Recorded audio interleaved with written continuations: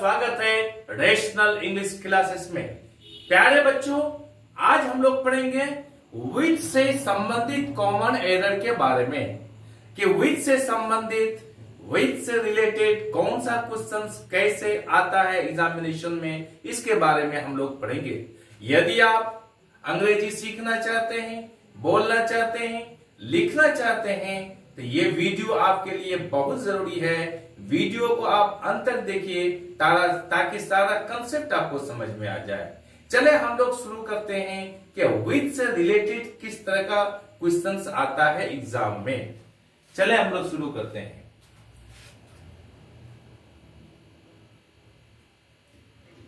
Error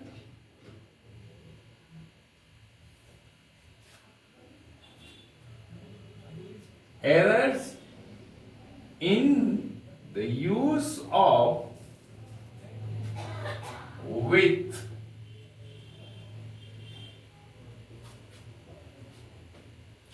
प्यारे बच्चों, हम लोग पहला क्वेश्चन लेते हैं कि एग्जाम में क्वेश्चंस किस प्रकार आता है, किस प्रकार एरर पूछा जाता है विच से संबंधित। जैसे Mohan was angry at his son.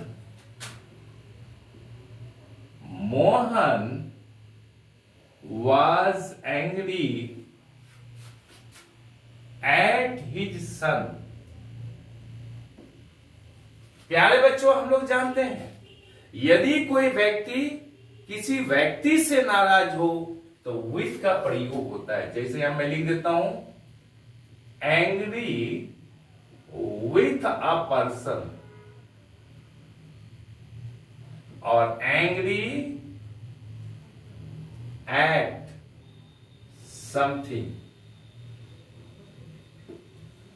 किसी चीज पर अगर नाराज हो, एंग्री हो तो एट का प्रयोग होगा, और किसी व्यक्ति से नाराज हो, एंग्री हो तो विथ का प्रयोग होगा। तो यहां दिया है Mohan was angry at his son, यानी हिज सन एक व्यक्ति है, पर्सन है। तो यहां पर याद रखिएगा एंग्री एट नहीं होगा, एंग्री विथ होगा। तो आपका सही आंसर होगा Mohan was angry with his son। ये कंसेप्ट क्लियर हो गया। अब दूसरा क्वेश्चन आपको घुमा करके देगा। फिर क्या घुमा करके देगा? I was angry with what he said। I was angry with what he said। हम लोग जानते हैं कि किसी व्यक्ति से नाराज होगा तो विथ का प्रयोग होगा यहां पर, और किसी चीज से नाराज होगा तो यहां पर विथ नहीं होगा, एट होगा, जैसे बता दिया है। तो इसका सही होगा I was angry at what he said. एक कंसेप्ट क्लियर हो गया। इसी प्रकार का क्वेश्चन एरर में पूछा जाता है विथ से संबंधित।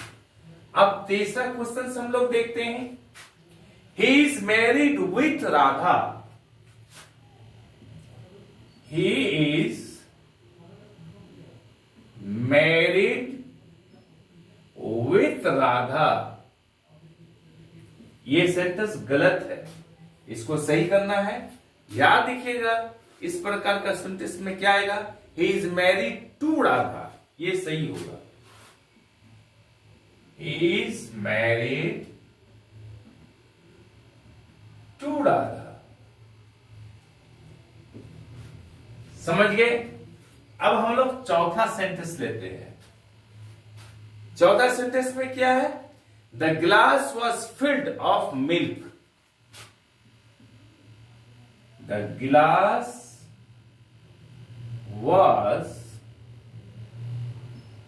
फिल्ड, फिल का अर्थ था भरा होना, ऑफ मिल्क। याद रखिएगा फिल के साथ इस सेंस में ऑफ का प्रयोग नहीं होगा, विथ का प्रयोग होगा। इसका आंसर होगा द गिलास वॉज फिल्ड विथ मिल्क। ये आंसर होगा, यहां पर विथ का प्रयोग होगा। अब हम लोग चौथा सेंटेंस लेते हैं, पांचवा सेंटेंस लेते हैं। पांचवा सेंटेंस क्या है? He is pleased at me. He is pleased at me.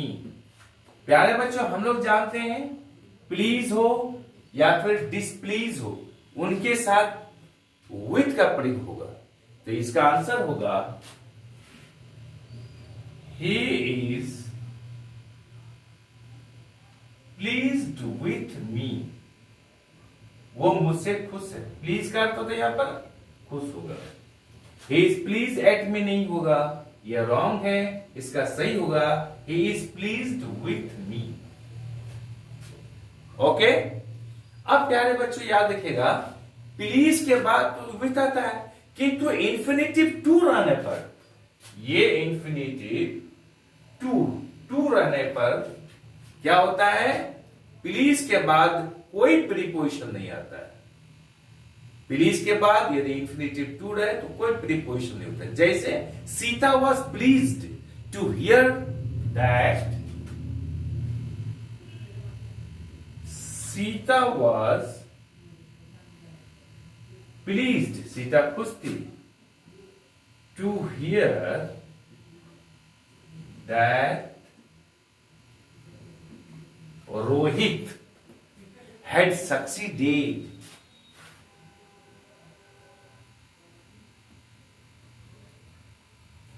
Rohit had succeeded। यहां पर क्या है? प्लीज के बाद इंफिनिटिव टू है। यहां पर जैसे मैंने बताया, टू का प्रयोग होने पर कोई प्रीपोजिशन नहीं होता है। तो Sita was please to hear that, Sita खुश थी सुनकर के दैट ही रोहित हैड सक्सीडेड, और रोहित सफल हो गया था। अब हम लोग छठा कंसेप्ट पढ़ते हैं, सेंटेंस लेते हैं। क्या लेते हैं? याद रखिएगा, जिस अस्त्र की सहायता से कोई काम किया जाता है उसके साथ विथ का प्रयोग किया जाता है। जैसे हम लोग जानते हैं ही कट्स विथ ए नाइफ, वो चाकू से काटता है।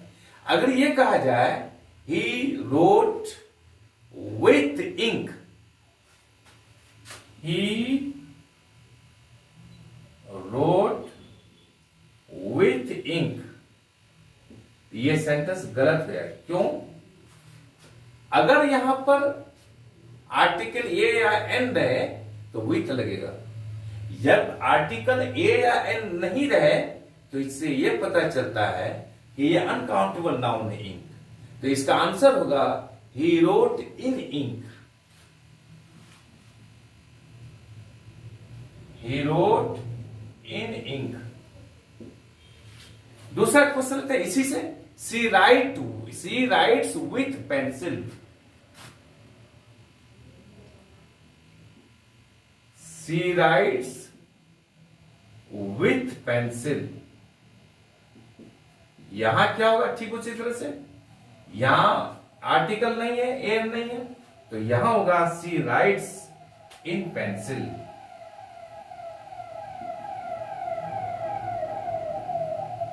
ये बहुत इंपॉर्टेंट है, ये एग्जाम में आता है। सी राइट्स इन पेंसिल। अब तीसरा एग्जाम्पल लेते, सेंटेंस लेते हैं। He wrote in year pencil. मैंने कहा ए एन रहने पर विथ लगेगा। He wrote in a pencil।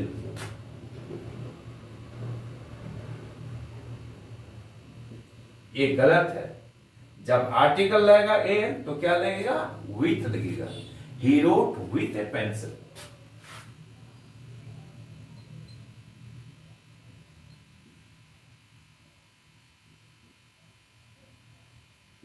He wrote with a pencil। प्यारे बच्चों, आज हम लोग यहीं तक रखते हैं। ये सारा कंसेप्ट और सेंटेंस आपको समझ में आ गया होगा कि कहां पर विथ का प्रयोग होगा, कहां पर नहीं होगा। इसलिए आपसे रिक्वेस्ट है, आपसे विनती है, आपसे अनुरोध है, चैनल को लाइक और सब्सक्राइब कर दीजिए, जिससे कि हर आने वाला वीडियोस का नोटिफिकेशन आपको मिलता रहे। कल हम फिर पढ़ेंगे अगला प्रीपोजिशंस के बारे में। बाय।